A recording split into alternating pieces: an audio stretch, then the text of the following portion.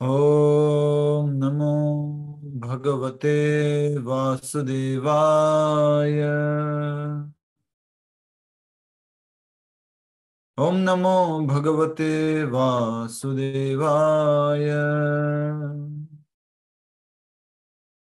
नारायणं नमस्कृत्यं नरं चैव नरोत्तमं देवीं सरस्वतीं व्यासं ततो जयमुदीरयेत्।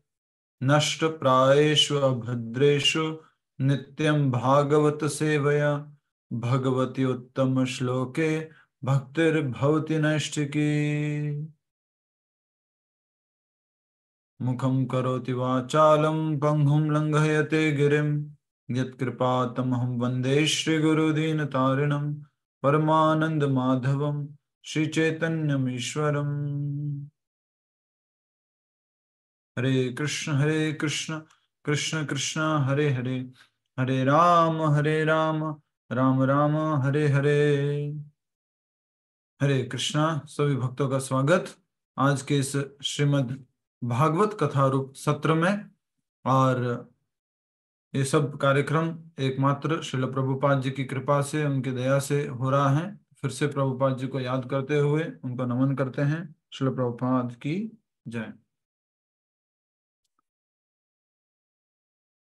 तो हम विदुर और मैत्रेय जी का संवाद समझ रहे हैं।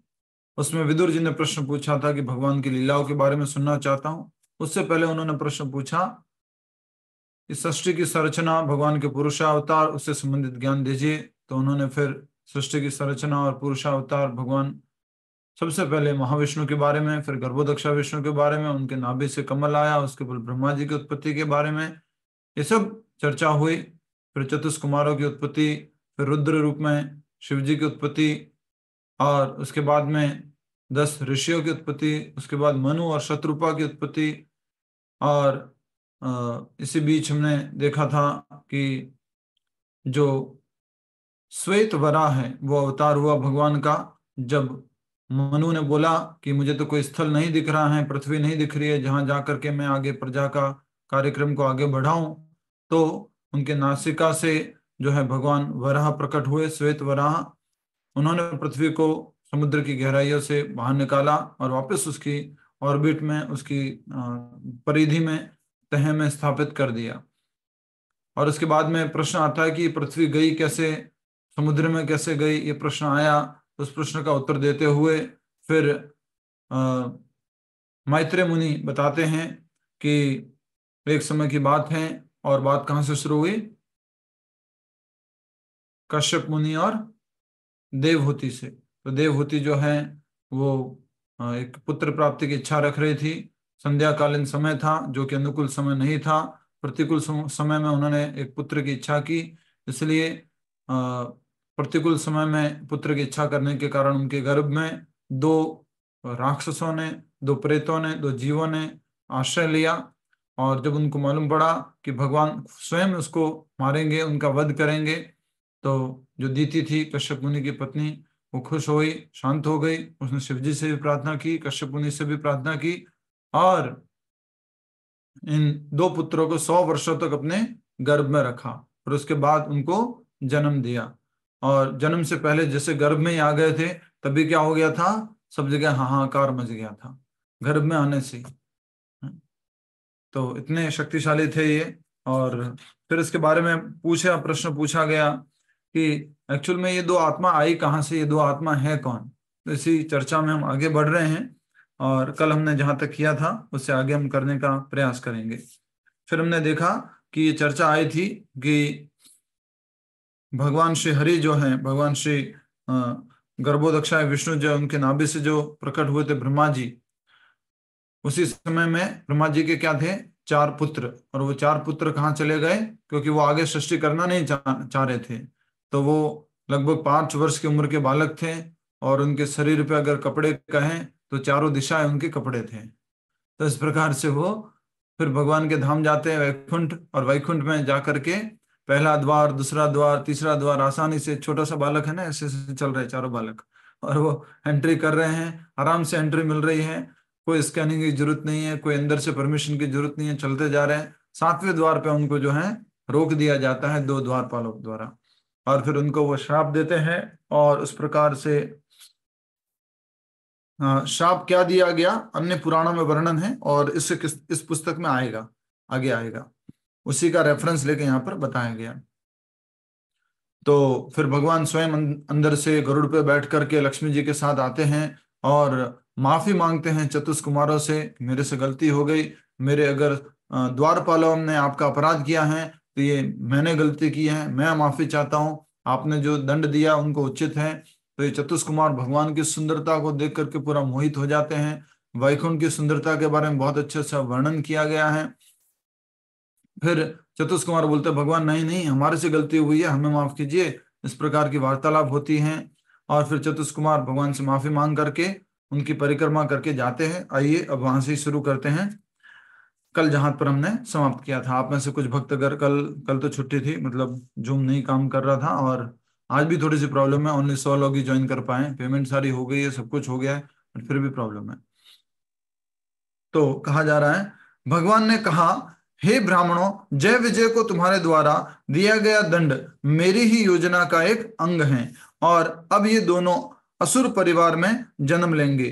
क्रोधवश अपना चित्त मुझ में लगाए रखते हुए ये सदैव मेरा संग प्राप्त करेंगे, और अपने इन जन्मों की अवधि पूरी होने पर वैकुंठ लौट आएंगे। सबसे इंपॉर्टेंट भगवान ने क्या कहा, चिंता मत करो, ये जो प्लानिंग थी सारी की सारी कि आप क्रोधित हुए, उनको श्राप दिया, जय विजय ने आपको रोका, ये सब मेरी इच्छा से हो रहा है। और अगला जो आप पैराग्राफ पढ़ने जा रहे हैं उसमें आपके चेहरे पे स्माइल आएगी, फिर आप कभी नहीं कहोगे प्रभु जी कुछ भी आपको उत्तर नहीं आता है, तो बोल देते हो भगवान की लीला है, भगवान की लीला है। अगले उत्तर में पूरा ऐसे ही लिखा हुआ है, देखिए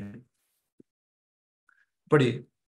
इस प्रकार जय और विजय का शापित होना स्वयं भगवान की व्यवस्था थी। सामान्यतया यह कभी नहीं होता कि 4 कुमारों जैसे महान ऋषि इतने क्रोधित हो। तो पहला क्या नहीं होता कि ये चारों कुमार क्रोधित हो जाए, नहीं, संभव नहीं है, ये चतुष कुमार क्रोधित नहीं हो सकते। नेक्स्ट, अथवा भगवान अपने द्वारपालों को दंडित होने दे।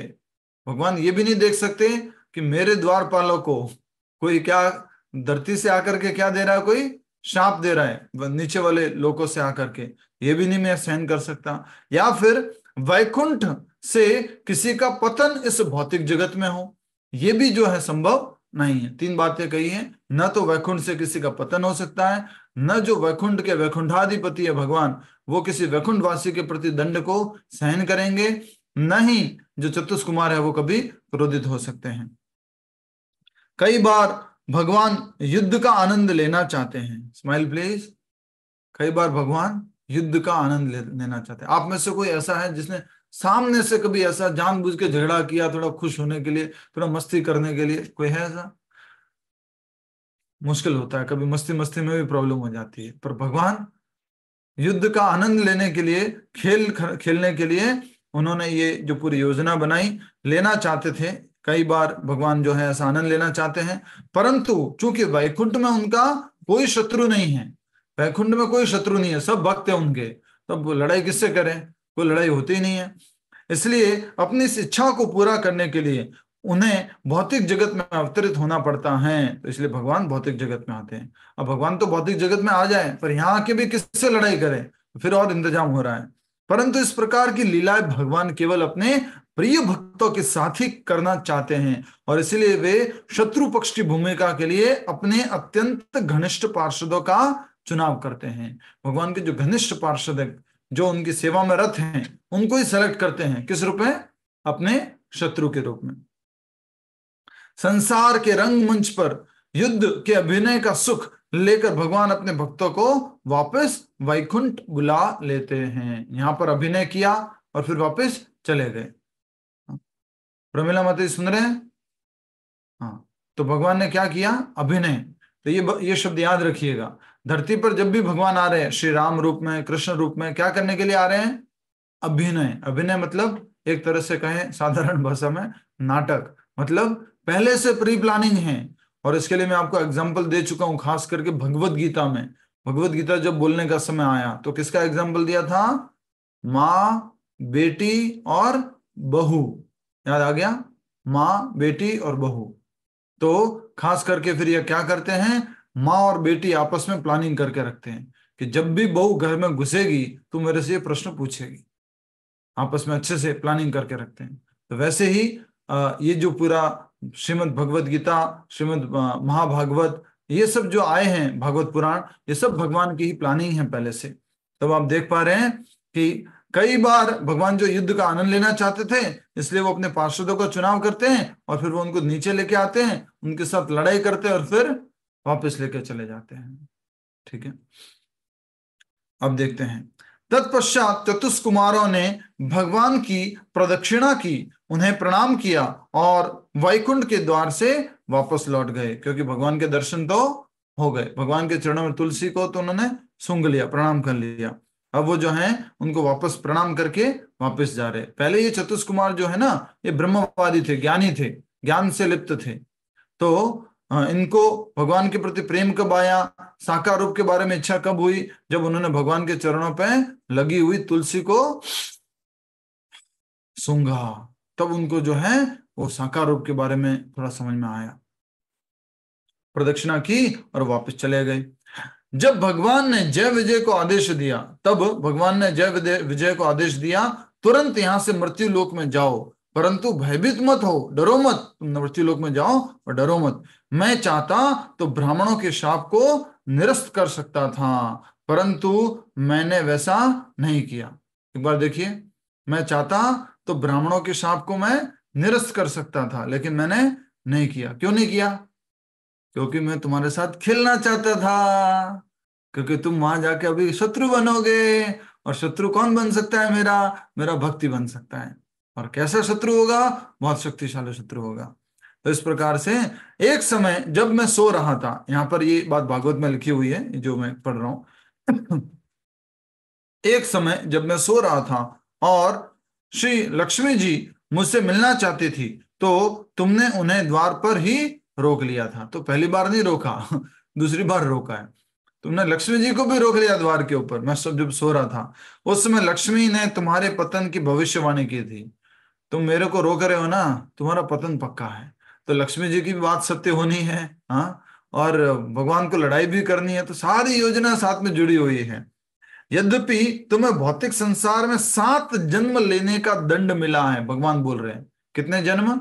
6 नहीं, जनरली हम क्या बोलते हैं, कई बार 6 का ऑप्शन मिला था। 6 या तो भक्त के रूप में, या 3 जो है असुर के रूप में। पर यहाँ साफ साफ कहा जा रहा है, यद्यपि तुम्हें भौतिक संसार में 7 जन्म लेने का दंड मिला है। पर ये किताब, ये भागवत पुराण के अंदर बात नहीं लिखी हुई है, या तो तात्पर्य में मिलेगी या किसी और ग्रंथ से ली गई इस बात को। ठीक है, 7 जन्म लेने का दंड मिला है, परंतु मैं चाहता हूं कि तुम इन 7 जन्मों की बजाय असुर परिवार में केवल 3 जन्म लो। भगवान क्या कह रहे हैं? 7 जन्म मत लो, असुर परिवार में कितने जन्म लो? 3। मेरे से लड़ाई करो, असुर बनो। भक्त बनोगे तो मैं लड़ाई किससे करूंगा? तो मेरी तो इच्छा है कि तुम असुर बनो और अपनी लड़ाई हो अच्छे से, और 3 जन्म में वापस मेरे पास आ जाओ। ठीक है, 7 जन्मों की बजाय असुर परिवार में केवल 3 जन्म लो। क्रोध में सदैव मेरा चिंतन करते हुए तुम अपने समस्त पापों से मुक्त होकर शीघ्र ही मेरे पास लौट आओगे। हमेशा मेरा स्मरण किसमें करोगे? क्रोध के अंदर। तो ये भागवत पुराण में 3रे स्कंद के 16वें अध्याय के 30वें श्लोक में लिखा हुआ है। लक्ष्मी जी वाली बात जो है 3रे अध्याय के 3रे स्कंद के 16वें अध्याय के 30वें श्लोक में 3.16.30 श्रीमद् भागवतम। ठीक है, यह कहकर भगवान ने वहां से प्रस्थान किया। भगवान कहां चले गए? वापस अपने वैकुंठ धाम में अंदर चले गए। ठीक है, जय विजय ब्राह्मणों के शाप से शोक संतप्त थे और कांतिहीन हो चुके थे। शाप लग गया तो उनको क्या हो गई? सारी कांति, सारा तेज चला गया। तक्षण उनका वैकुंठ से पतन हो गया, अर्थात तब वो वैकुंठ और नहीं रह पाएंगे। गिरते समय कुमारों ने उन्हें पूरा आश्वासन दिया कि 3 आसुरी जन्मों के पश्चात वे पुनः वैकुंठ लौट आएंगे। अब मैं एक बहुत ही सुंदर बात बोलने जा रहा हूं कि आज के बाद गुरु की वाणी में, जो प्रमाणिक गुरु है उनकी वाणी में शंका नहीं करनी। क्यों? क्योंकि भगवान ने बोला था कि तुम जो है 7 जन्मों के बजाय 3 जन्म लो असुर बन के, और फिर तुम वापस आ जाना, वापस वैकुंठ आ जाना। और उसी बात को भगवान के शुद्ध भक्त कह रहे हैं, गुरुवर कह रहे हैं। वो कौन है? ये चतुष्कुमार। वो भी क्या कह रहे हैं? तुम चिंता मत करो, डरो मत, ये तुम जो है भौतिक जगत में जा रहे हो, लेकिन मैं तुम्हें आश्वासन देते हैं हम लोग कि तुम 3 आसुरी जन्मों के पश्चात पुनः वैकुंठ से लौट आओ, वैकुंठ में लौट आओगे 3 जन्मों के पश्चात। तो एक बार किसने कंफर्मेशन किया? भगवान ने। दूसरी बार किसने किया? चतुष्कुमार ने। क्या लगा दिया? स्टैम्प। चिंता मत कर, डरो मत, वापस आओगे। अब एक और बात बताता हूं इसी तरह की। श्रील प्रभुपाद जी जब भगवान के साथ गोलोक वृंदावन में थे, श्रील प्रभुपाद जी कहते हैं, क्या कहते हैं कि अगर तुम लोग भक्ति नहीं करते हो, मेरे से दीक्षा ले ली तुमने और भक्ति नहीं करते हो, भक्ति का अभ्यास छूट जाता है, दीक्षा तो ले ली, पर तुम लोगों को वापिस भगवान के धाम ले जाने के लिए मैं गोलोक से फिर आऊंगा। तो भगवान ने अपना एड्रेस दिया है, प्रभुपाद जी ने अपना एड्रेस दिया। प्रभुपाद जी कहाँ रहते हैं? गोलोक में। बोले वहां से मैं आपको लेने के लिए आऊंगा, अगर तुम पूरा नहीं कर पा रहे हो तो, छूट रहा है तुम्हारे से तो। पर प्रभुपाद जी फिर आगे बोलते हैं कि भक्त को अपने गुरु को तकलीफ नहीं देनी चाहिए, इसी जीवन में ऐसा अभ्यास कर लेना चाहिए कि गुरु को वापस इस भौतिक जगत में नहीं आना पड़े। तो मैं प्रभुपाद जी की बात ये कह रहा था कि पहली बार जब भगवान श्री कृष्ण ने बोला यस जाओ, आप नीचे जाओ और भौतिक जगत में जाओ और प्रचार करो, तो प्रभुपाद जी क्या बोले? नहीं नहीं नहीं कृष्णा, हमें नहीं जाना। जैसे सुखदेव गोस्वामी जी ने बोला था, क्या मुझे गर्भ से बाहर नहीं आना, उसी प्रकार से प्रभुपाद जी बोलते मुझे नहीं आना बाहर, वहां आपके साथ ठीक है सब, नहीं नहीं जाओ, आप सारी व्यवस्था कर रखी है। प्रभुपाद जी बोलते नहीं नहीं नहीं तुम जाओ, हमने व्यवस्था की है, वापस तुम लौट आओगे। तो फिर भगवान को बोले, मतलब अब नेक्स्ट बात मैं ऐड कर रहा हूँ, प्रभुपाद जी ने इतना ही बोला था तो भगवान ने बोला प्रभुपाद जी, तो इस तरह से कहा जा सकता है ठीक है कृष्णा आप बोल रहे हो ना, वापस पक्का बुलाओगे ना, ठीक है फिर मैं जा रहा हूँ। तो इस प्रकार से ये बहुत ही सुंदर बात यहाँ पर कही जा रही है कि चतुष्कुमारों ने उनको आश्वासन दिया कि तुम वापस लौट आओगे। अपने अलौकिक विमानों में बैठे देवतागण इस संपूर्ण दृश्य को देख रहे थे। जय विजय को गिरता देखकर वे सब निराश होकर हाहाकार करने लगे, और इस प्रकार कश्यप के शक्तिशाली वीर्य से आच्छादित होकर जय और विजय ने दीति के गर्भ में प्रवेश किया। तो ये कश्यप मुनि के वीर्य से माता दीति के गर्भ में प्रवेश किए। अब इसको इस तरह से नहीं देख सकते, ये क्या है? आध्यात्मिक शक्ति के रूप में वो आए अपने स्थान से, वैकुंठ से, और उनके माता के गर्भ में प्रवेश कर गए। अब समझ में आया कि जो 2 बच्चे थे जो उत्पात मचाने वाले थे, अदिति ने जो क्या कह सकते हैं असमय जो इच्छा की थी पुत्र प्राप्ति के लिए, तो ये जो जय और विजय हैं वही प्रवेश कर गए हैं किसके गर्भ में? दीति के गर्भ में। तो स्वयं भगवान के द्वारपाल हैं, लेकिन वो राक्षस बनने वाले हैं। तब ब्रह्मा जी ने देवताओं से कहा, यह इन 2 असुरों का ही प्रबल प्रभाव है कि तुम सब इतने उद्विग्न हो और शक्तिहीन हो गए हो। सारे देवता किसके पास गए थे? ब्रह्मा जी के पास गए थे। क्या बोल के कि ये कौन है भाई गर्भ में, गर्भ से इतना उत्पात मचा रहे हैं, उनका इंट्रोडक्शन दीजिए भगवान ब्रह्मा जी, क्या है ये? तो बताया ये और कोई नहीं, ऑर्डिनरी कोई नहीं है, ये कौन है? चतुर्भुज में जय और विजय है, भगवान के द्वारपाल है। अच्छा एक बात बताओ, भगवान का द्वारपाल ऑर्डिनरी होगा क्या? एक होता है हमारा द्वारपाल सिक्योरिटी गार्ड, जो दिन भर बैठा रहता है, कुछ लिखता रहता है, चलता भी नहीं है, काम भी ढंग से नहीं करता, गेट पे एंट्री भी प्रॉपर नहीं करता। भगवान के द्वारपाल है, स्वयं भगवान के द्वारपाल। एक हमारे द्वारपाल हो गए, एक अंबानी जी का द्वारपाल है, दिन भर पैरों पर खड़ा रहता है, 1 सेकंड के लिए बैठता नहीं है। एक तो ऐसा कहते हैं वो है अफ्रीकन है, ऐसे टकला और ऐसे ऐसे करता रहता बस। तो स्ट्रांग है, बड़े ताकतवर है, किसी को घुसने नहीं देते हैं। हमारे यहाँ तो आसानी से जिसको घुसना एंट्री मिल जाएगी। तो भगवान के द्वारपाल कैसे होंगे? भगवान के द्वारपालों को कोई जीत सकता है क्या? नहीं जीत सकता, नहीं उनसे कोई लड़ाई करके जीत सकता है?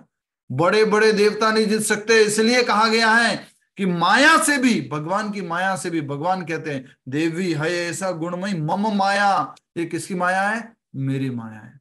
ये द्वारपाल किसके हैं? मेरे हैं। देवता गणों को कुछ वो कुछ नहीं कर सकते उसका, द्वारपालों का। वैसे माया को हम अपनी शक्ति से पार नहीं कर सकते। तो भगवान कहते हैं कैसे पार कर सकते हो मालूम हो तुम?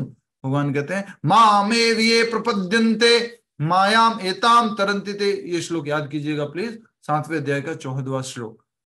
हाँ? मेरी शरण में जो व्यक्ति आएगा वो इस माया को पार कर सकता है। तो ये जो दोनों ही द्वारपाल थे जय विजय, अब असुर बन करके मां के घर में प्रवेश किए हैं। अब बात हो रही है, ब्रह्मा जी कह रहे हैं ये और कोई नहीं, ये कौन है? जय और विजय हैं जो इनके गर्भ में है। और अभी वो जो है इतना प्रभाव डाल रहे हैं कि आपकी भी शक्ति कम हो गई है। मेरे पास इस परिस्थिति के निवारण का कोई उपाय नहीं है, क्योंकि यह सब स्वयं भगवान की इच्छा से फलीभूत हो रहा है। मैं भी कुछ नहीं कर सकता। ब्रह्मा जी ने क्या खड़े कर दिए? इशारा करके बताओ क्या खड़े कर दिए? हाथ। हाँ? देखो देवी देवता मेरे बस की बात नहीं है, मैं कुछ नहीं कर सकता। भगवान की इच्छा से फलीभूत हो रहा है। विश्वास रखो कि भगवान हमारी रक्षा के लिए आएंगे। चारों दिशाओं में व्याप्त इस घनघोर अंधकार को देखकर चिंतित मत हो। भगवान अवश्य हमारी रक्षा के लिए आएंगे, चिंता मत करो। बहुत इंपॉर्टेंट बात है। नेक्स्ट, अभी पूरा पढ़ने का है, सब लोग मेरे साथ साथ पढ़िए, अच्छे से पढ़ने का है, पढ़ो लाउडली। उनके जन्म लेते ही भूकंप जैसी भयानक प्राकृतिक विपदाएं आने लगी। चारों ओर प्रचंड अग्नि प्रज्वलित हो उठी। शनि और मंगल जैसे अमंगलकारी ग्रह शुक्र और बृहस्पति जैसे मंगलकारी ग्रहों से अधिक चमकने लगे। आकाश में धूमकेतु दिखाई देने लगे। उल्कापात होने लगा और बिजली गिरने लगी। भयानक प्रचंड वायु सिसकारती हुई बहने लगी और बड़े बड़े जड़ सहित वृक्ष उखड़ गए। आकाश में काले बादलों के छा जाने से चारों ओर गहन अंधकार फैल गया। समुद्र में ऊंची लहरें उठने लगी। नदियों तथा सरोवरों में कमल मुरझा गए। बार बार सूर्य और चंद्रमा ग्रहण होने लगे। क्या होने से बोलो? ये सब क्यों हो रहा है? सारे अपशकुन क्यों हो रहे हैं? मनु प्रभाकर जी, क्यों हो रही है अपशकुन सारे? मनु प्रभाकर जी, असुरों का जन्म मनु हो गया प्रभाकर जी, आपका नाम है मनु प्रभाकर जी? नहीं ना, मनु प्रभाकर जी। ठीक है, नहीं बता रहे वो भी। मीना माता जी बताइए, माइक अनम्यूट करके। ऐसा आप सब क्यों हो रहा है बताओ? मनु प्रभाकर जी, कहाँ ध्यान था आपका? हरे कृष्ण प्रभु जी, धन्यवाद प्रणाम।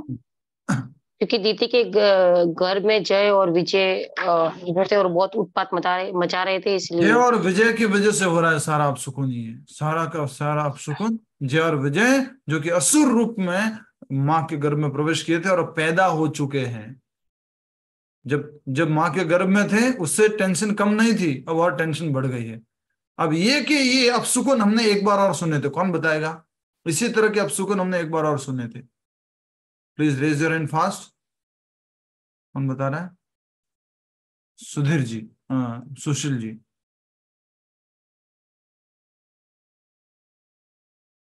प्रभु, जब युधिष्ठिर महाराज को भगवान के जाने के या जब भगवान श्री आशंका कृष्ण धरती से चले गए और युधिष्ठिर महाराज को सब जगह अशुभ संकेत दिखाई देने लगे थे। याद करो, सेम उसी तरह का आ रहा है। उल्कापात होने लगा, बिजली गिरने लगी, भयानक प्रचंड वायु सिसकारती हुई बहने लगी और बड़े बड़े वृक्ष जड़ सहित उखड़ गए। आकाश में काले बादलों के छा जाने से चारों ओर गहन अंधकार फैल गया। समुद्र में ऊंची लहरें उठने लगी। नदियों तथा सरोवरों में कमल मुरझा गए। बार बार सूर्य और चंद्र ग्रहण होने लगे। पर्वतों की गुफाओं से रथों के गड़गड़ाने की आवाज आने लगी। गीदड़ी मनुष्यत से रोने लग गई। रोती हुई आग उगलने लगी। ये सब पढ़ा था ना हमने, याद आ रहा है? आग उगलने लगी सुबह सुबह। और धरती को अपने कठोर खुरों से ठोकते तथा उच्च स्वर में रेंकते हुए गधों के झुंड इधर उधर भागने लगे। गधों की भयानक आवाज से भयभीत पक्षी अपने घोंसलों से निकलकर अंधाधुंध उड़ने लगे और भयवश गाय मल मूत्र विसर्जन करने लगी। इतना ही नहीं, गाय इतनी भयभीत थी कि उनके थनों से दूध के स्थान पर खून निकलने लगा और बादलों से जल के स्थान पर पीब की वर्षा होने लगी। अर्थात पीब अर्थात जो पस होता है। मंदिरों में मूर्तियों से अश्रुधारा बह रही थी और बिना आंधी तूफान के भी वृक्ष गिरने लगे। इतना ज्यादा संकेत देख रहे हैं आप, क्या क्या हो रहा है। दो असुर पैदा होते ही इतने संकेत आ रहे हैं। नेक्स्ट। आज शनिवार है तो हमें पूरा करना अध्याय, सब लोग साथ दीजिए।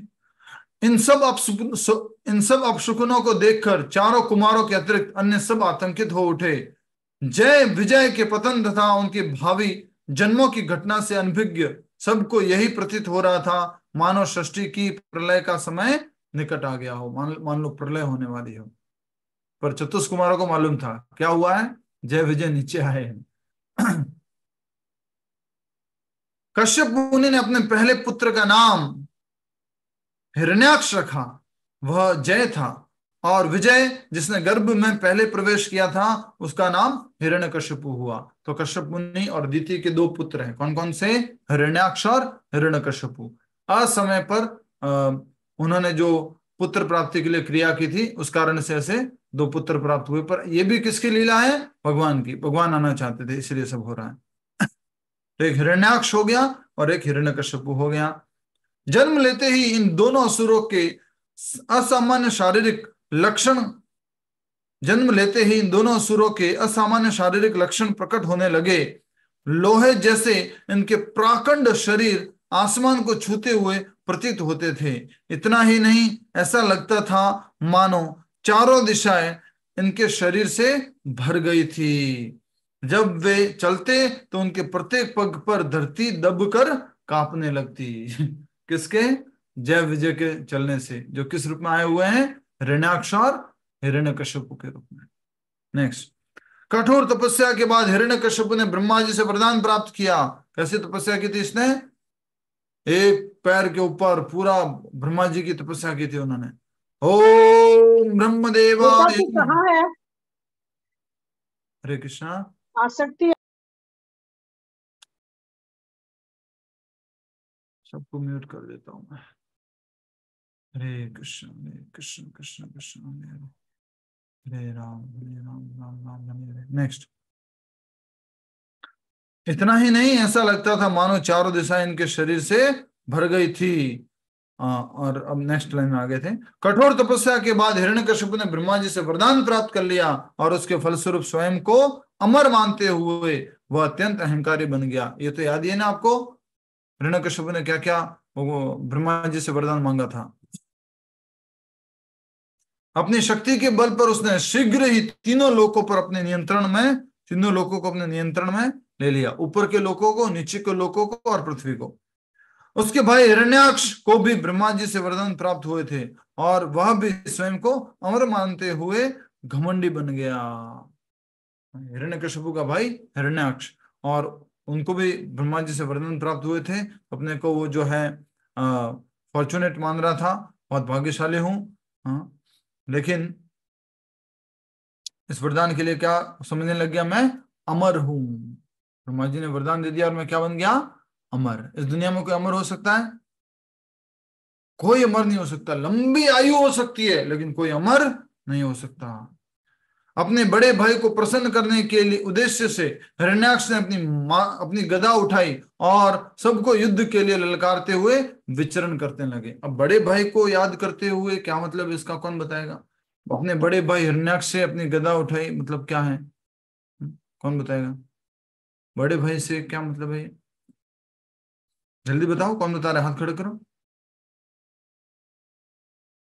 नहीं?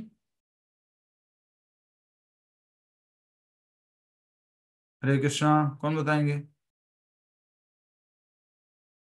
अल्पा माता जी बताइए। बाकी लोग क्यों नहीं बता रहे? बहुत सिंपल उत्तर है ना, ध्यान कहाँ है? हरे कृष्ण प्रभु जी। बड़े भाई का मतलब हिरण्यकश्यप। हिरण्यकश्यप के बड़े भाई का नाम हिरण्यकश्यप।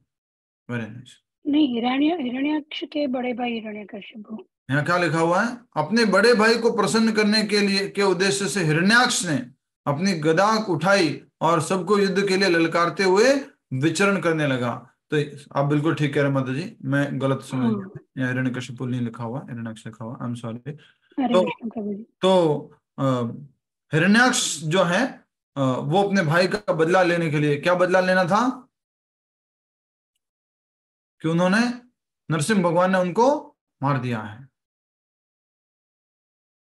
ब्रह्मा जी के वरदान के कारण कोई भी उसका वध नहीं कर पाया। देवगण उसे देखकर उसी प्रकार भाग खड़े होते जिस प्रकार गरुड़ के भय से सांप अपने बिलों में छिप जाते हैं। जब हिरण्याक्ष ने आंखें खोली, जब हिरण्याक्ष ने खाली इंद्रलोक को देखा तो वह जोर से गर्जना करने लगा। वह यह देखकर गर्वित हो उठा कि बिना युद्ध किए देवताओं ने अपनी पराजय स्वीकार कर ली हैं।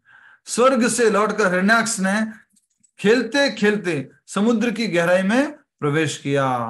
तो उन्होंने क्या कर दिया था? हिरण्याक्ष ने उस पृथ्वी को समुद्र में फेंक दिया था। खेलते खेलते समुद्र में प्रवेश किया और उसे देखते ही बड़े बड़े जलचर आतंकित होकर भाग गए। अंततः अनेक वर्ष समुद्र में विचरण करने के पश्चात हिरण्याक्ष वरुण देव की नगरी विभावरी में पहुंचा। जल देवता का उपास करने के लिए हिरण्याक्ष उनके चरणों में गिर पड़ा और मुस्कुराते हुए एक भीख मांगी, हे प्रभु, हे युद्धाकांक्षी, कृपया मुझे युद्ध का वरदान दीजिए, कृपया करके मुझे युद्ध का वरदान दीजिए। कौन मांग रहा है ये वरदान? यस, कौन मांग रहा है?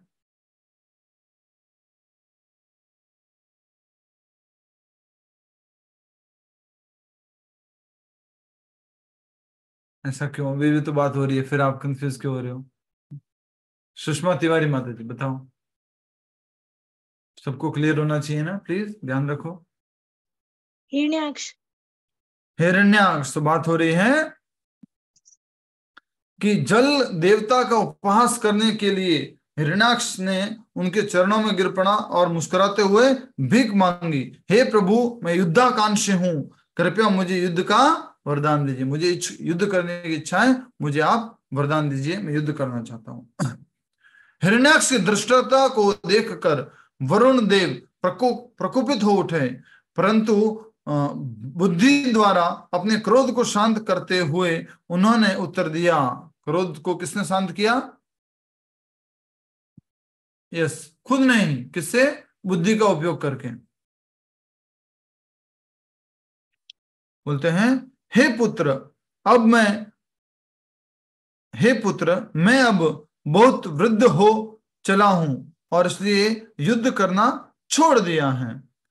युद्ध कला में इतने दक्ष हो, तुम युद्ध कला में इतने दक्ष हो कि मुझे भगवान विष्णु के अतिरिक्त तुम्हारी बराबरी वाला अन्य कोई नहीं दिख रहा। केवल वे ही तुम्हें युद्ध में सुनष्ट कर सकते हैं।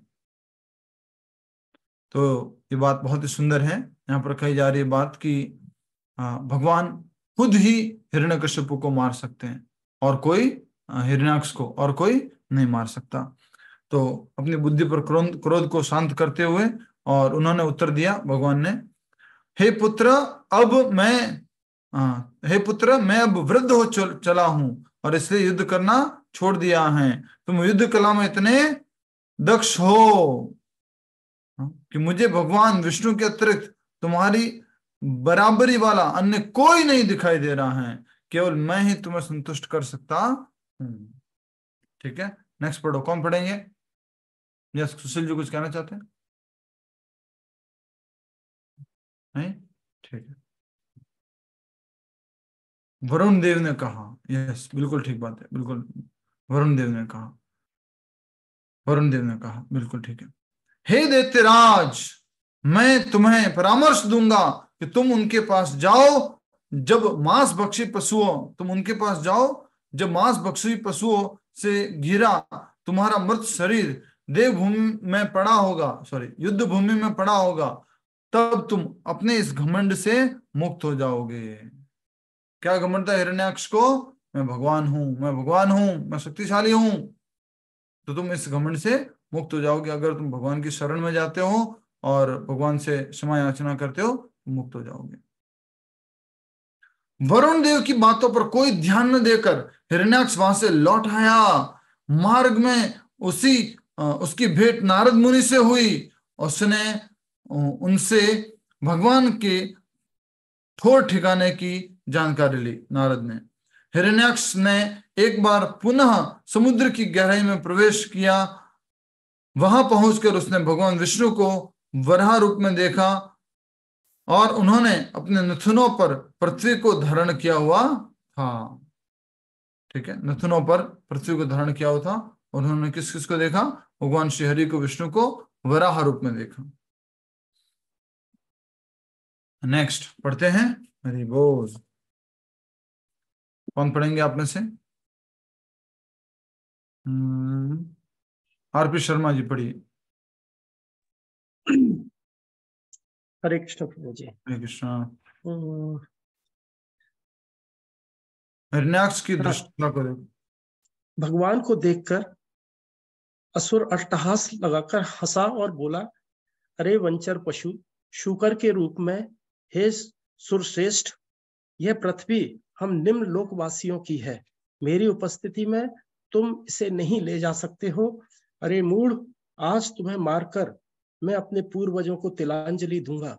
जब मेरी गदा के प्रहार से तुम्हारी खोपड़ी चकनाचूर हो जाएगी, तब यज्ञों द्वारा तुम्हें आहुतियां देने वाले देवता और ऋषि मुनि भी मर जाएंगे।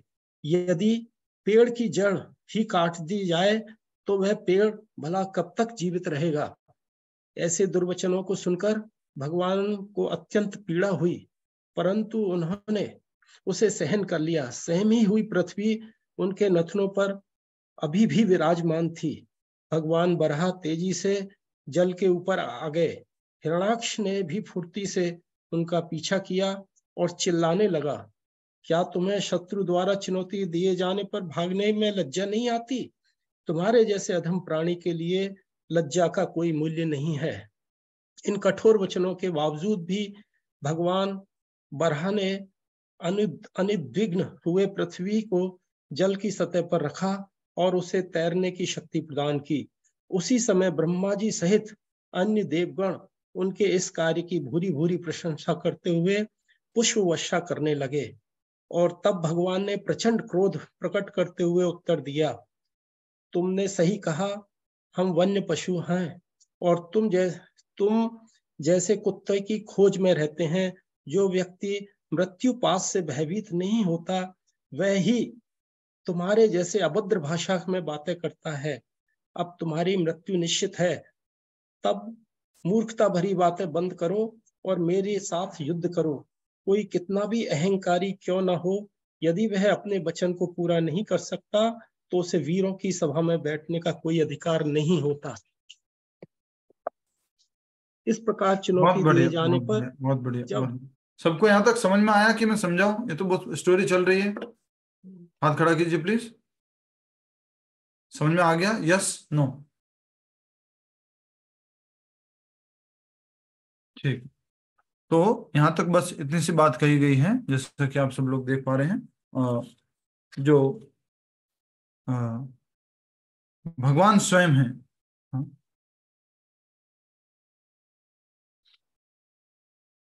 उनके बारे में थोड़ा सा डिस्क्रिप्शन दिया गया। हिरण्याक्ष ने भगवान को अलग अलग शब्दों से संबोधित किया, उसके बारे में बता दिया। और फिल्मी डायलॉग नहीं होते, वैसे डायलॉग है यहाँ पर। जैसे कि क्या डायलॉग है?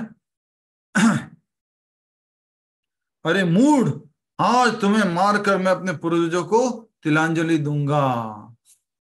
अरे मूर्ख, आज तेरी मौत से मेरे पूर्वज खुश होंगे। तो डायलॉग नहीं होते, तो उसी तरह से यहाँ पर डायलॉग बाजी हो रही है। और भगवान को पीड़ा हुई खास करके कब? जब उन्होंने कहा कि अगर मैं क्या कर दूंगा, जड़ को समाप्त कर दूंगा तो सब कुछ समाप्त हो जाएगा।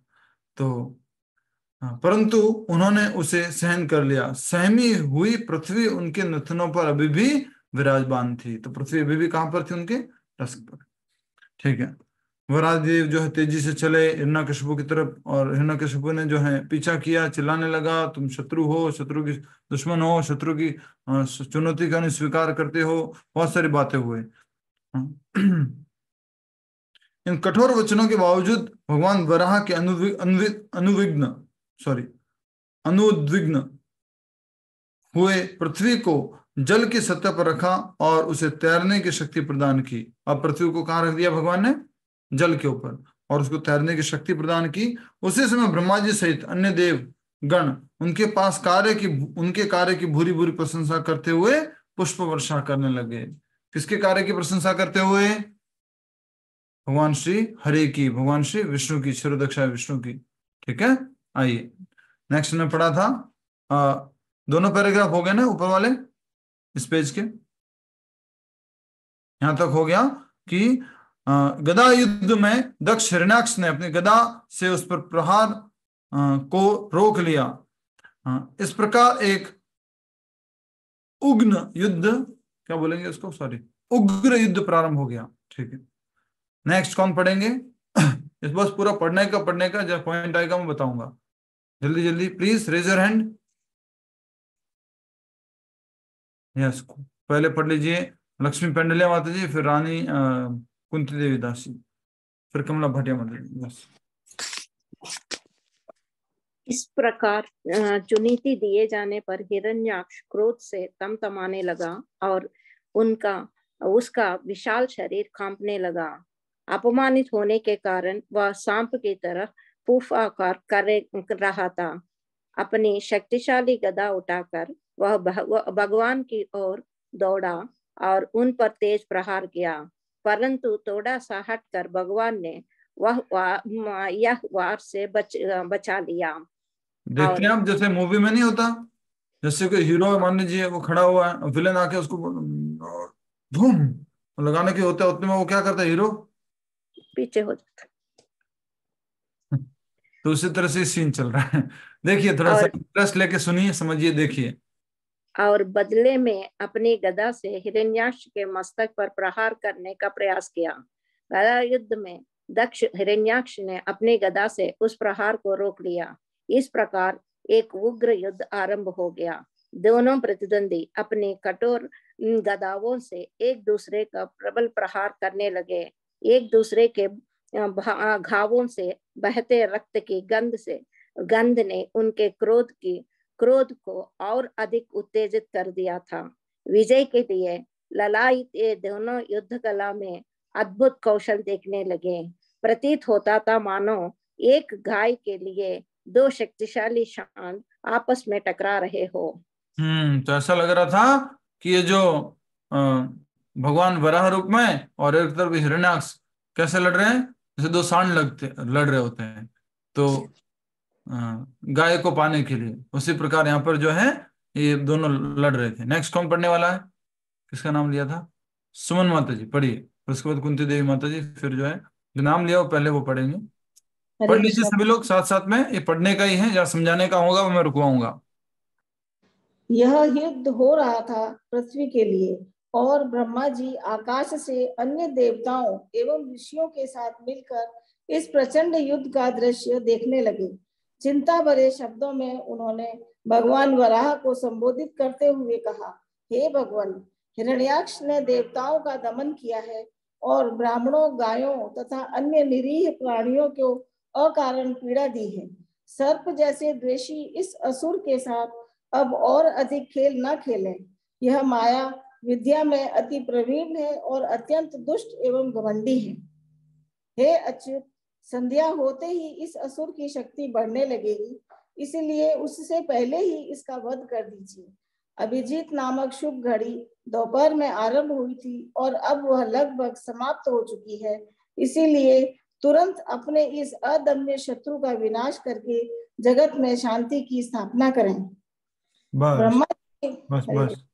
तो एक तरह से ब्रह्मा जी बोल रहे हैं कि तो बहुत पावरफुल है असुर तो, बट आप तो इनको मार सकते हैं, ठीक बात है, लेकिन अभी मार लीजिए, नहीं तो शाम को इसकी शक्ति क्या हो जाएगी, बढ़ जाएगी, ताकत तो और बढ़ जाएगी।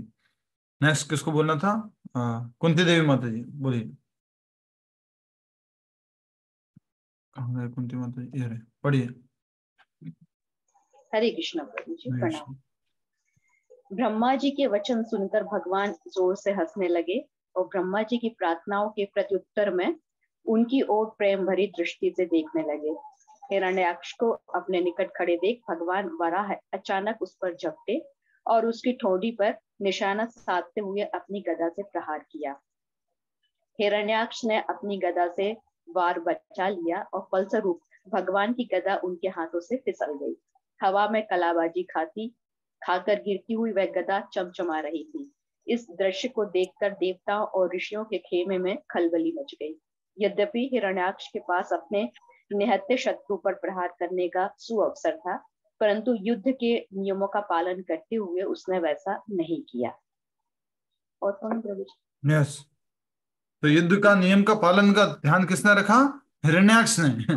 असुर था तो भी क्या बोलता है कि भगवान की गदा गिर गई है, जो कि वराह रूप में आए हैं, छोड़ो छोड़ो, ठीक है, मैं अब इनको नहीं करता हूँ, जो है पहले इनको गदा उठाने देता हूँ, निहत्था मैं इनके ऊपर वार नहीं करूंगा।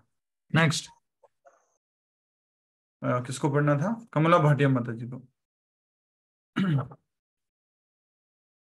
यस, पढ़िए।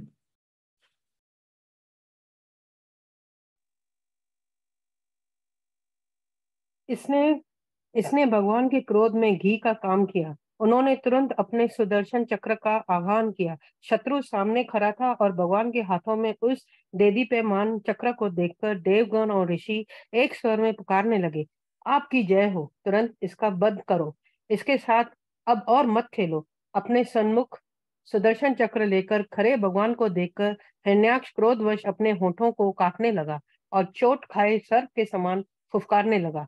तब भयानक नथुनों वाला वह असुर अपनी गदा को घुमाता हुआ हवा में उछलता और भगवान पर आक्रमण करते हुए चिल्लाया, अब तुम्हारी मृत्यु हो गई। हो गई? क्या लिखा है? मृत्यु हो गई। ब्रह्मा जी कह रहे बार बार खेलो मत, ठीक है। खेलने के बाद फिर अब क्या बात हो रही है? भगवान जो है अपना सुदर्शन चक्र निकाल दिए और शत्रु को सामने खड़ा था। भगवान के हाथों में दैदीप्यमान चक्र को देखकर देवगण और ऋषिगण एक स्वर में पुकारने लगे, आपकी जय हो। और फिर भगवान ने क्या कहा? अब तुम्हारी मृत्यु हो गई। जैसे हम अपनी देशी भाषा में क्या बोलते हैं? अब तो तू गया, ठीक है ना, अब तो तू गया। तो वैसे ही भगवान कह रहे हैं अब तुम्हारी मृत्यु हो गई। ठीक है माता जी, धन्यवाद, बहुत इंपॉर्टेंट था। और आगे पढ़िए, सबको मौका देना चाहता हूं मैं। मीना माता जी, फिर नेक्स्ट जो है सुशीला माता जी, फिर उसके बाद शैली शर्मा माता जी। हरे कृष्ण प्रभु जी। भगवान वराह ने अपने बाएं पैर को उठाया और अत्यंत सहजता पूर्वक हिरण्याक्ष के हाथ में रखी गदा पर प्रहार किया। उसके हाथ में गदा दूर जा गिरी। भगवान ने कहा, हिरण्याक्ष, तुम मुझ पर विजय पाने के लिए इतने आतुर हो, उठो और अपनी गदा को फिर से उठाओ। हिरण्याक्ष ने इस चुनौती को स्वीकार किया और अपनी गदा उठाकर जोर से गर्जना करते हुए उसे घुमाने लगा। भगवान वराह ने अपने स्थान से हिले बिना ही अपने हाथों से उस गदा को पकड़कर छीन लिया। यह देखकर बुरी तरह अपमानित हिरण्याक्ष के क्रोध की सीमा नहीं रही। भगवान ने भी युद्ध के नियमों का पालन करते हुए उसे वह गदा लौटा दी, परंतु उसे लेने की बजाय हिरण्याक्ष ने एक ज्वालायमान त्रिशूल उठाया और उग्रता पूर्वक उसे घुमाकर भगवान की ओर फेंका। इससे पहले कि वह भगवान तक पहुंच पाता, भगवान ने अपने सुदर्शन चक्र द्वारा उसके टुकड़े टुकड़े कर दिए। हिरण्याक्ष का क्रोध अब कई गुना बढ़ चुका था। चित्कार करते हुए वह भगवान वराह की ओर दौड़ा और अपनी कठोर मुट्ठी से उनकी छाती पर प्रहार करते तुरंत अदृश्य हो गया। बस तो देखिए, अब भगवान की छाती पर प्रहार किया और वहां से गायब हो गया। इस बीच में हिरण्याक्ष ने क्या उठाया? एक ज्वालायमान त्रिशूल उठाया था। उग्रता पूर्वक उसे घुमाकर भगवान की ओर फेंका। इससे पहले कि वो भगवान तक पहुंच पाता, भगवान अपने सुदर्शन चक्र को उससे क्या कर दिया? टुकड़े टुकड़े टुकड़े कर दिए। ठीक है।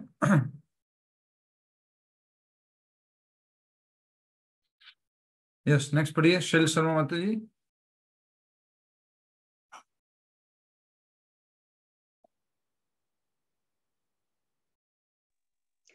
उसके प्रहार का मानो भगवान पर कोई प्रभाव ही नहीं पड़ा था, मानो किसी हाथी पर फूलों की माला से प्रहार किया गया हो।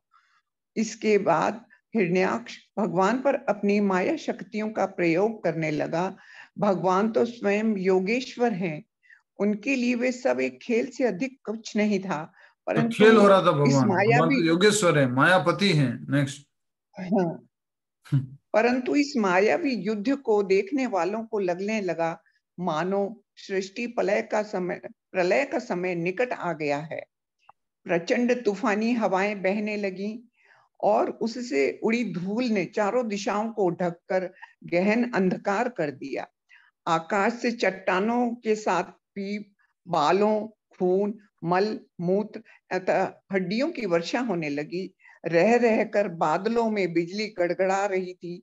पर्वतों से विभिन्न अस्त्र शस्त्र बाहर निकलने लगे और बिखरे बालों वाली नग्न राक्षसियां हाथों में त्रिशूल लिए अचानक प्रकट हो गईं। घोड़ों, हाथियों तथा रथों पर सवार यक्षों एवं राक्षसों के जत्थे वहां से गुजरते हुए क्रूर और अभद्र भाषा में नारे लगाने लगे। भगवान ने उस सारी माया को अपने सुदर्शन चक्र द्वारा एक क्षण में समाप्त कर दिया। इसे देखकर दीति के हृदय में आतंक छा गया।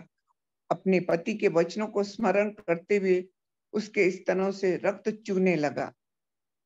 जब हिरण्याक्ष ने देखा कि उसकी माया छिन्न भिन्न हो चुकी है, वह पुनः प्रकट हो गया। क्रोध वेश में उसने अन्य कोई उपाय न देखते हुए भगवान को अपनी भुजाओं द्वारा दबाने का प्रयास किया, परंतु यह देखकर वह आश्चर्यचकित रह गया कि भगवान उसकी भुजाओं के घेरे से बाहर ही थे। बौखलाकर वह अपनी मुट्ठी से भगवान पर प्रहार कर ही रहा था कि भगवान ने उसके कान के नीचे ऐसा तमाचा लगाया कि वह लड़खड़ाता हुआ पीछे जा गिरा। उसके नेत्र कुंडों युद्ध से चल ही रहा था और भगवान ने क्या लगाया? जोर से तमाचा कान के नीचे। कभी कभी बोलूंगा ना, बोलते हैं अपन कई बार साधन में, दूंगा एक जोर से कान पट्टी के नीचे, कान पट्टी पे ऐसे ना। भगवान ने कान पट्टी पर खाली एक बार मारने से, इससे पहले बहुत बार उन्होंने वो गदा युद्ध किया, थोड़ा लड़ाई किया। अब भगवान क्या कर रहे हैं? एक थप्पड़ में उसको सुला देंगे। नेक्स्ट पढ़ना चाहेंगे। नेक्स्ट उषा भूषण गोयल माता जी।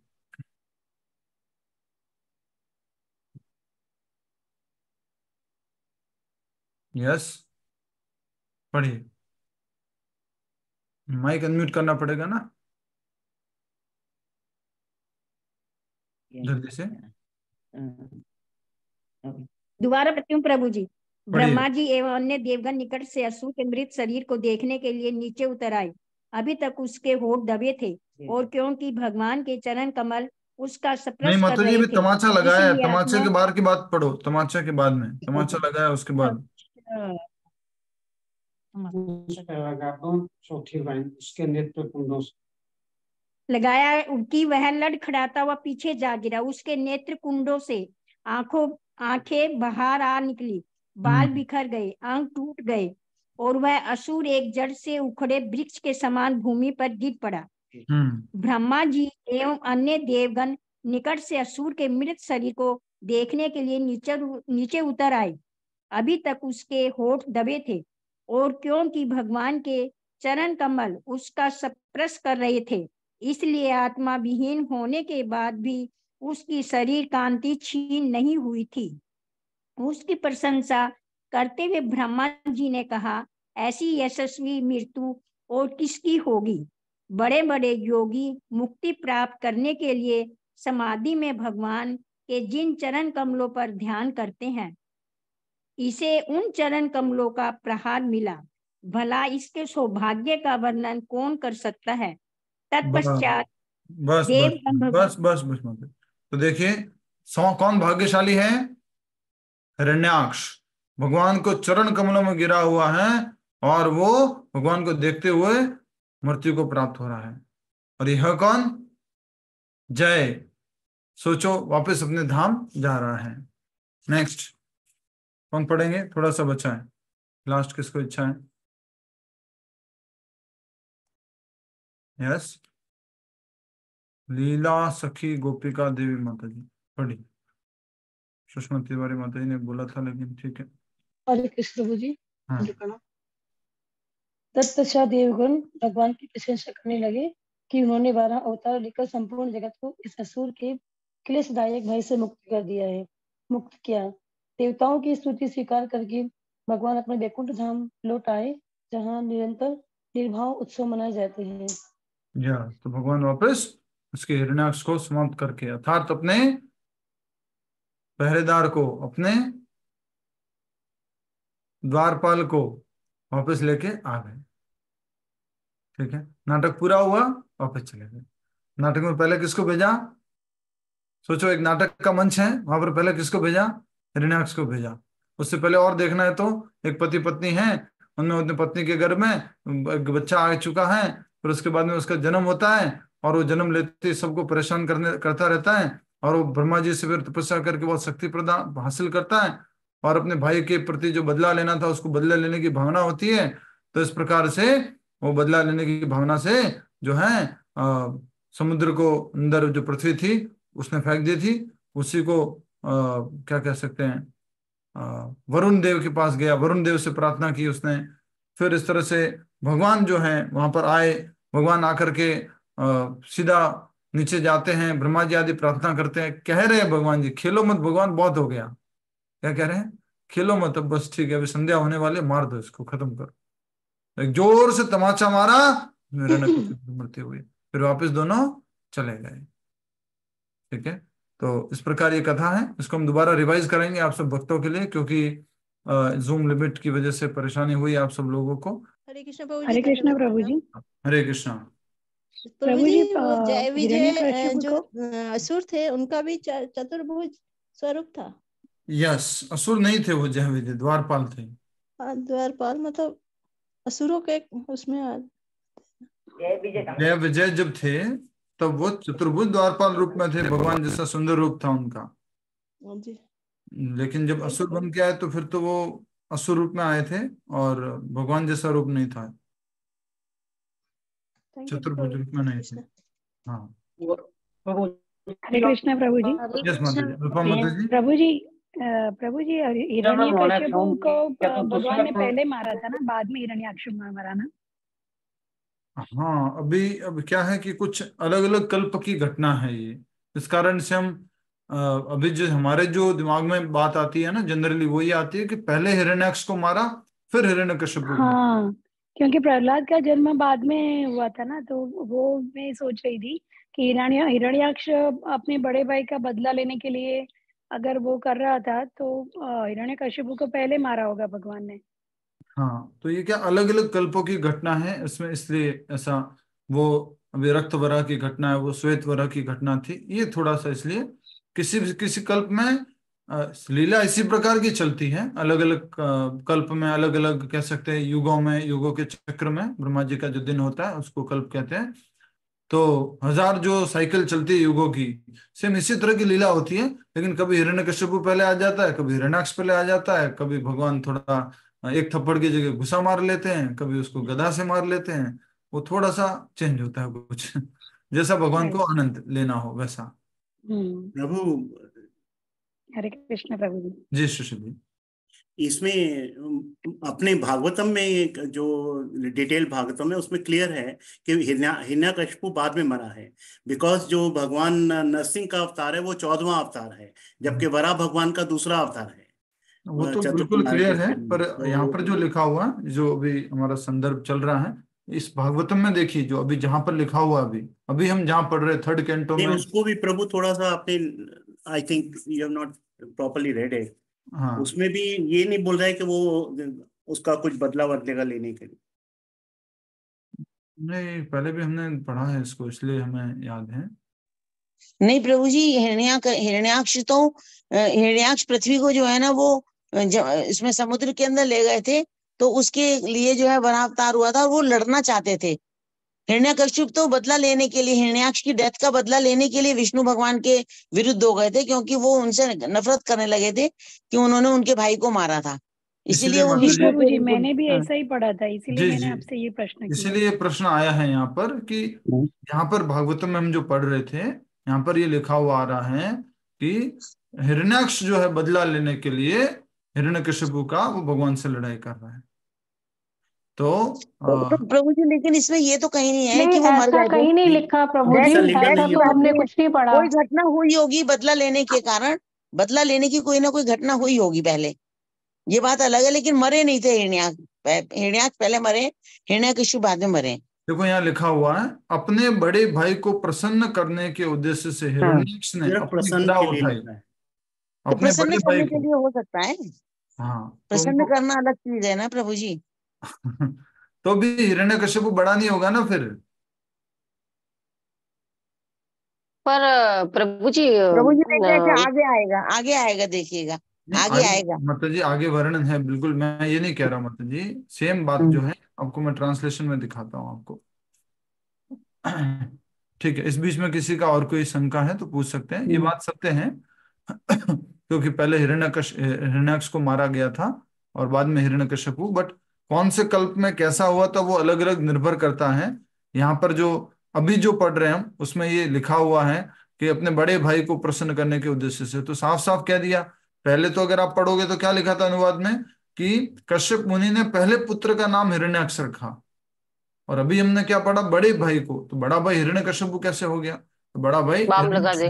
हाँ, तो ये थोड़ा सा कंफ्यूजन है यहाँ पर। यस, कोई हरे और? कृष्ण प्रभु जी। जी इसमें ये है कि उनके जो गर्भ में जो पहले आए थे वो हिरण्यकशिपु पहले आए थे गर्भ में, उनका जन्म बाद में हुआ था। हाँ, गर्भ ये में यहाँ पे पहले लिखा वो आए हुआ, थे। ये हाँ, यहाँ पे लिखा हुआ है। इसलिए वो बड़े शास्त्रों के हिसाब से बड़े वो माने जाते हैं जो गर्भ में पहले आते हैं। अच्छा, जब जुड़वा बच्चे होते हैं तो उसमें ऐसा है, जैसा कि मैंने परपट में पढ़ा है, प्रभुपाद जी के परपट में है। अच्छा अच्छा, ऐसा भी है क्या? हाँ, कि वो गर्भ भागवतम में में जो ऐसा पहले है आते हैं उसका जन्म बाद में हो। हाँ हाँ, यस, ये है। Lord born the demon Hiranyakashipu, ये रहा, यहाँ पर हम पढ़ रहे हैं। Yes. Many will fall dead, their skulls smashed. Although the Lord was pained and इस बीच में और किसी को चर्चा करनी है प्लीज कीजिए, आपका कोई पॉइंट है तो रखिए। हरे हरे कृष्ण प्रभु जी। हाँ, जैसे इसमें बतलाया गया है कि प्रभु भगवान खुद को खुश करने के लिए उन्होंने ये पूरा प्रसंग किया, तो हम जनता को मतलब हम सब जो लोग हैं वो क्या समझें कि ये क्यों हुआ, हमें क्या सीख मिली या हमें उससे क्या सीखना है, या ये सब क्यों हुआ, उतान पाद, इतना सब लड़ाई, सब इतने सत्यानाशी और ये सब झगड़ा, उससे हम क्या सीखेंगे और हमारे लिए क्या है? जी, तो ये तो हर पॉइंट पर सीखने का है। अल्टीमेटली सबसे पहला बिंदु तो ये है कि सब कुछ भगवान के नियंत्रण में है, भगवान अपनी इच्छा से करते हैं जो भी होता है। सबसे पहला बिंदु सीखने का ये है। दूसरा बिंदु ये है, जैसे कि अगर आप पर्टिकुलर पास टाइम की बात करते हैं तो जैसे दीति ने असमय अपने पति की इच्छा, क्या कहते हैं, बात न मानते हुए उन्होंने पुत्र की इच्छा की, तो वो इस तरह से अगर आप कुछ कार्य करते हैं तो उसका परिणाम असुर जो है वो आपके गर्भ में शरण लेते हैं। तो इस तरह से अलग अलग संदेश दिए गए हैं हर एक लीला के माध्यम से। कोई भी लीला लेंगे, भगवान ने जो भी लीला की उस लीला में फिर आगे इनका जन्म हुआ, जन्म लेने के बाद में फिर ये विरोधी बन गए भगवान के, और भगवान के विरोधी होने के बाद भी भगवान से लड़ाई करके मारे गए, तो वो जो जय और विजय थे वापस उनको वापस जाना था। तो इस तरह से ये भगवान ने जो कहा था पहले कि तुम 3 जन्मों तक आओगे फिर वापस मेरे पास आ जाओगे, उस बात को भी सत्य करना था। हर हर बात में कुछ न कुछ संदेश शिक्षा है। नहीं प्रभु जी, ये तो सब प्रभु ने खुद को खुश करने के लिए किया, तभी तो दीदी के पेट में ऐसा किया और उनको ये मत दी कि तुम यही समय पे गर्भ धारण करो या ये कुछ करो। ठीक बात है, पर ये कब किया, जब ऑलरेडी रंगमंच तैयार हो रहा है। मान लीजिए कि ऐसे हो गया ना, मतलब थोड़ा समझने के लिए एग्जांपल जोक के लिए बोल रहा हूं मैं, थोड़ा समझाने के लिए, कि मान लीजिए कहीं पर ना लोग एक हंसी मजाक चल रहा था, ऑलरेडी मंच बना हुआ था, इस मंच में आप भी पहुंच गए और आप भी वहां जाके बढ़िया से हंसी मजाक कर रहे हो, किसी का मजाक उड़ा रहे थे लोग, आपने भी जाके उसका मजाक उड़ा दिया। तो ऑलरेडी जो है लक्ष्मी जी को प्रवेश करने से जय विजय ने रोका था, वो बात थी। फिर चतुष्कुमारों को प्रवेश करने को रोका, वो बात थी। इन सब बातों के परिणाम स्वरूप भगवान फिर सोचते हैं कि ऑलरेडी इतना सब कुछ हो गया है, चलो थोड़ा सा हम जो है एक लीला करते हैं। और लीला के तौर पर इस तरह से उन्होंने यहाँ पर ये तैयार किया कि हिरण्यकशिपु जो है अदिति के गर्भ में जाएंगे, उनको श्राप देंगे चतुष्कुमार, और लक्ष्मी जी ने जो बोला था कि तुम जो है अधम योनि में जाओगे, नीचे की योनि में जाओगे, अपने स्थान से गिर जाओगे, वो भी जो है सत्य होना था। साथ में ये सब को बैकग्राउंड बनते बनते भगवान जो है ये कर रहे हैं। अल्टीमेटली भगवान अपने आनंद के लिए कर रहे हैं, जो कुछ भी हो रहा है भगवान के आनंद के लिए हो रहा है। जब गए थे तो इनका भी कुछ कर्म होगा प्रभु जी, इनको दोष, इनको ही क्यों चुना? किनको? जय विजय को ही क्यों चुना उन्होंने इसके लिए? तो इनका भी तो कुछ कर्मों का दोष होगा। हाँ, लक्ष्मी जी को रोका था ना अंदर आने से। वैकुंठ में कोई दोष नहीं होता है, बट भगवान के उस क्या कह सकते हैं दिव्य प्रभाव से उनको मन में ऐसी इच्छा हुई, उन्होंने लक्ष्मी जी को रोका और फिर जो है चतुष्कुमारों को रोका। ये सब भगवान की इच्छा से ही हो रहा है, जो कुछ भी हो रहा है जिसमें भगवान डायरेक्टली इन्वॉल्व है उसमें सब भगवान की इच्छा से हो रहा है। हाँ, मतलब भगवान दंड देना तो चाहते थे, लक्ष्मी जी को रोका इसलिए। ये लड़ाई ना बहुत अच्छे से लिखी हुई है इसमें, भागवतम में चल रहा है, मैं पढ़ रहा हूँ। किसी को मिला वो श्लोक जिसमें ऐसा बोला गया कि अपने बड़े भाई को प्रसन्न करने के लिए? श्लोक संख्या कौन सा है? भगवान ने पूरा ब्रह्मांड बनाया, पूरा सब कुछ बनाया, अपने आनंद के लिए बनाया, पर साथ ही साथ ऐसे जीव है जो भगवान से भिन्न रह करके भोग करना चाहते हैं, तो उनको यहाँ पर जगह दे दिया। अब आनंद करने में क्या करते हैं भगवान? खाली अपना आनंद करके चले जाते हैं? नहीं, हम सब लोगों को अपनी लीला से आकर्षित करते हैं, फिर हम भी भगवान के साथ साथ या भगवान के बाद में उनसे आकर्षित होकर के भक्ति करके भगवान के धाम जाते हैं। भगवान यहाँ पर आते ही नहीं कुछ लीला करने के लिए, तो हमारा क्या होता? हम कौन से गुण रूप नाम लीला को याद करते? हम वृंदावन में कौन से स्थान को भ्रमण करने के लिए जाते? हम अयोध्या में सरयू में स्नान क्यों करते? ये सब हमारे कल्याण के लिए होता है। अल्टीमेटली भगवान अपना आनंद कर रहे हैं, उसमें हमारा कल्याण छिपा हुआ है। हमारा कल्याण किसमें है? भगवान के आनंद में। हरे कृष्ण महामंत्र जप करने से क्या होता है? कमला भाटिया माता जी, हरे कृष्ण महामंत्र जप करने से क्या होता है? हाँ, मन की शुद्धि, शांति और गोलोक जाने का। और कोई? हरे कृष्ण महामंत्र जप करने से क्या होता है? उत्तर दो जल्दी से, बोलो, माइक अनम्यूट करके बोलो। जी, हमें कल्याण होता है, भगवान को आनंद मिलता है और हमारा कल्याण होता है। भगवान को आनंद मिलता है। टॉप मोस्ट उत्तर क्या है? महामंत्र जप क्यों करते हैं? नहीं, मुझे आनंद मिलता है, मेरा मन शांत होता है। नहीं भाई, ये पर्पज नहीं है। हम तो दवाई ले रहे हैं, हम तो रोगी हैं, हमें को भी रस आ रहा है कि नहीं आ रहा मालूम नहीं, ठाकुर जी प्रसन्न होते हैं, भगवान जी प्रसन्न होते हैं। For the pleasure of Krishna we are chanting Hare Krishna Krishna Krishna Hare Hare, Hare Ram Ram Ram Hare Hare. तो हमें कुछ नहीं मिलेगा इसमें। 16 माला कर रहे हैं, कुछ भी नहीं। भगवान 15 माला आप रख रहे हो, 1 माला तो मेरे को दे दो। 16 की 16 आपके लिए है, क्योंकि क्या कहा गया है? जब भगवान प्रसन्न होंगे हम प्रसन्न होंगे। प्रति मुखश्री ही मुखश्री ही। जब ओरिजिनल जो व्यक्ति है वो जब प्रसन्न होगा, ऑटोमेटिकली जो उसका मिरर इमेज है, वो रिफ्लेक्शन जो है वो भी प्रसन्न होगा। अर्थात व्यक्ति जब अपने चेहरे को सुंदर करेगा तो उसका जो रिफ्लेक्शन है मिरर में वो भी सुंदर बनता जाएगा। तो कैसे पक्का होगा कि हमारे 16 माला करने से भगवान प्रसन्न हो रहे हैं? जब आपको लगेगा कि आज माला अच्छी हुई है, आज माला मन से हुई है, आज मन था, आज मन कम भटका था, क्योंकि तुरंत इसका उत्तर मिल रहा है आपको। भगवान प्रसन्न हो गए तो आप भी प्रसन्न हो रहे हो। माला अच्छी नहीं हुई है तो 16 माला हो जाती है, मालूम ही नहीं पड़ता है, बस हो गया। मन किधर था, क्या था, जैसे कैसे करके। और रात के समय तो फिर खींचना होता है जैसे तैसे, बस खींचो, कुछ बचा हुआ है खींचो, खत्म करो। तो जैसा कि प्रभुपाद जी बताते हैं कि ये किसी को पूछने की आवश्यकता नहीं है कि खाना खाने के बाद संतुष्टि होती है क्या नहीं होती। खाना खाएगा संतुष्टि होती है, फील होता है। वैसे चैंटिंग करने के बाद भक्ति करेंगे, सेवा करेंगे, ये सेटिस्फेक्शन हम फील कर सकते हैं, और उसी में हम देखेंगे कि भगवान प्रसन्न हो रहे हैं। कोई ऐसे मत ट्राई कर लेना अपने घर पे जो कान्हा जी रखे हुए हैं, आज मेरी 16 माला हुई है, कान्हा जी मुस्कुरा रहे हैं, ऐसा नहीं करना। इस गड़बड़ में नहीं फंसना, ठीक है। तो मुझे एक क्वेश्चन थोड़ा समझना है मुझे। बताइए माता जी।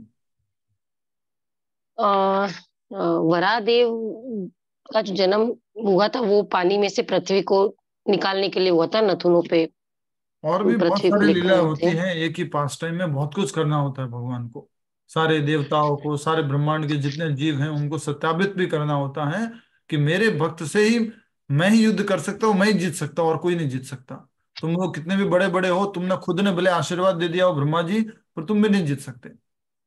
तो ये भी सत्यापित करना होता है। फिर वापस भूमि से उनको शादी भी करनी थी, तो भूमि देवी से शादी हुई है भगवान के वराह रूप में, और उनसे एक बच्चा हुआ है। उसका नाम क्या अच्छा। है? भौमासुर या नरकासुर।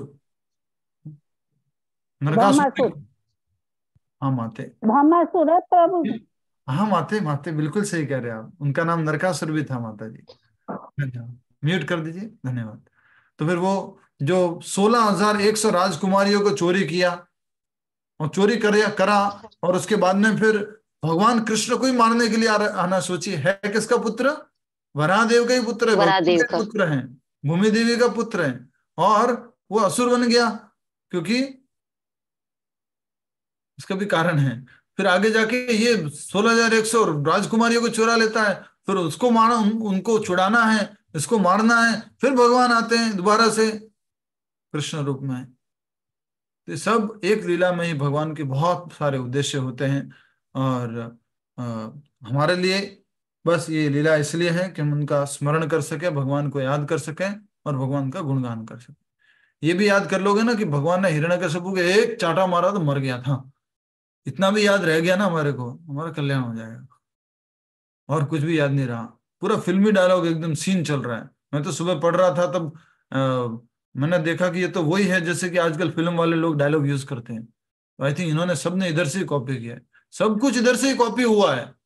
सब कुछ जो भी नाम ले लेना, जो भी फिल्मी गाने ले लेना, सब कॉपी यहीं से हुआ। पहले था क्या? सब कुछ आध्यात्मिक था, धीरे धीरे धीरे धीरे धीरे धीरे धीरे सांस्कृतिक बना, फिर धीरे धीरे धीरे कुछ अलग अलग फिल्मी गानों में कन्वर्ट हुआ। तो सब कुछ का जो फेमस फेमस गाने हो जाते हैं, उनकी ट्यून कहाँ से आती है? उनकी ट्यून भी यहीं से आते हैं। जैसे अभी कुछ बी प्राक ने गाना बनाया ना, सब कुछ मिटा देंगे दुनिया जला देंगे, उसी तरह से कुछ था। राम जी का कुछ है, उसके ऊपर ही बना है, वो ट्यून पूरा वही था। अ, अ, क्या है, जिसके साथ राम जी हो, वो क्या भजन है वो? चर मस्तक जो है राम जी के चरणों में हो, वो क्या भजन है? नगरी हो अयोध्यासी, रघुकुल सा घराना हो, चरण हो राघव के, जहां मेरा ठिकाना हो।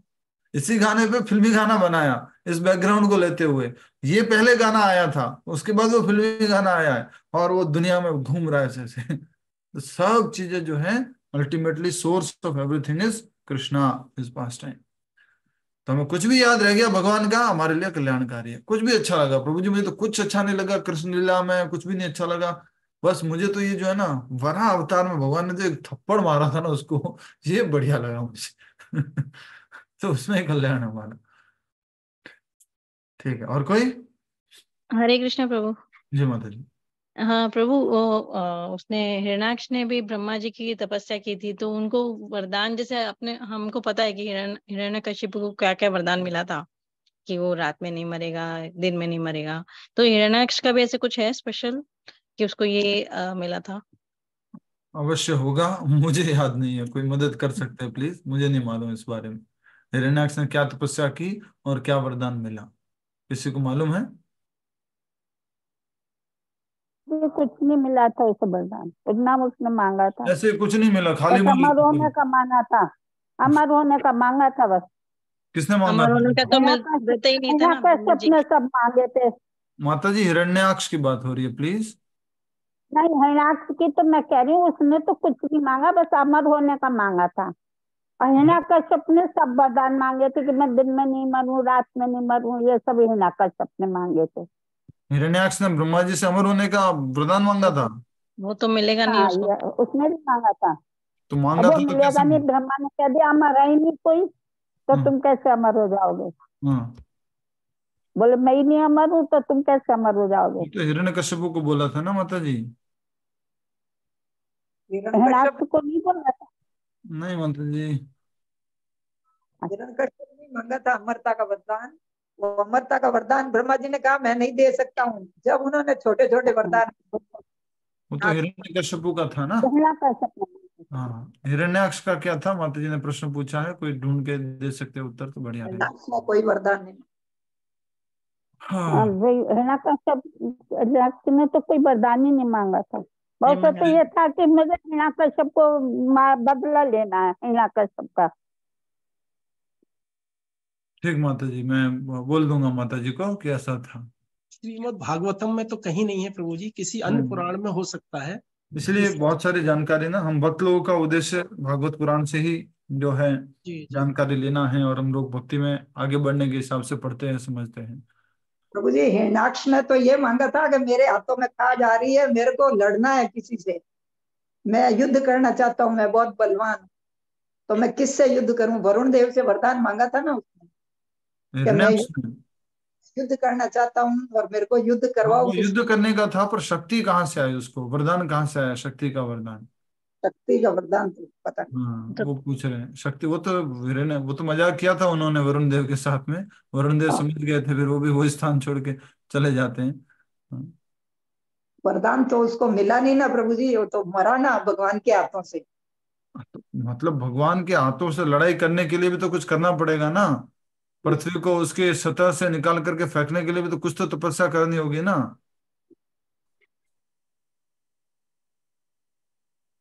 ठीक है, हमें इसके बारे में जानकारी नहीं है, किसी भक्त को मालूम पड़े तो थोड़ा रिसर्च कीजिएगा, बताइएगा। वो क्विज कर रहे हैं, ग्रुप के अंदर चल रहा है, ठीक है, वो पोल्स डालते रहते हैं, ठीक है ना? यस, ठीक है, रिविजन होता है ना। ठीक है, और कोई प्रश्न? मंडे को आपने जो अभी वरादेव की बातें बताई कि उन्होंने ये रूप लिया है, तो वो कथाएं भी इसमें आएगी आगे? हाँ, वरादेव की कथा सारी है इसमें, और श्वेत वराह, रक्त वराह, ये अलग अलग लीलाओं में, अलग अलग कल्पों में लीला हुई है। भागवत में सब कुछ दिया हुआ है, हम जो पढ़ना चाहते हैं, सुनना चाहते हैं, वो सब इसमें मिलेगा। बट भागवत में कैसा है? संक्षिप्त रूप में है, आपको डिटेल में पूरा डिटेल नहीं मिलेगा। क्यों? क्योंकि इसमें मुख्य रूप से इन सब लीलाओं को बताते हुए ये गुणगान करना चाहते हैं कि परम भगवान की भक्ति सर्वोत्तम है, वो भक्ति ही हमें करनी है। इसलिए इसमें सब पुराणों में जो भी बात कही गई है वो सारी बातें हैं इसमें। 24 अवतारों की बातें हैं, 10 अवतारों की बातें हैं, पुरुषावतारों की बातें हैं, जो भी भगवान ने दिव्य लीला की, कृष्ण रूप में लीला, राम रूप में, वो सब है। रामायण भी है इसके अंदर, महाभारत भी है इसके अंदर, पर संक्षिप्त रूप में है। तो डिटेल में पढ़ने के लिए प्रभु जी, पर्टिकुलर मान लीजिए महाभारत के रिलेटेड पढ़ना है तो महाभारत पढ़नी पड़ेगी, रामायण से रिलेटेड है तो रामायण पढ़नी पड़ेगी, वाल्मीकि रामायण। और इसमें ही डिटेल में जाना, कुछ जो पर्टिकुलर लीला से संबंधित, तो इनकी भी पुराण है, जैसे कुर्म पुराण है, मत्स्य पुराण है, इन पुराणों में भी अलग अलग ग्रंथ हैं। अलग अलग ग्रंथ है।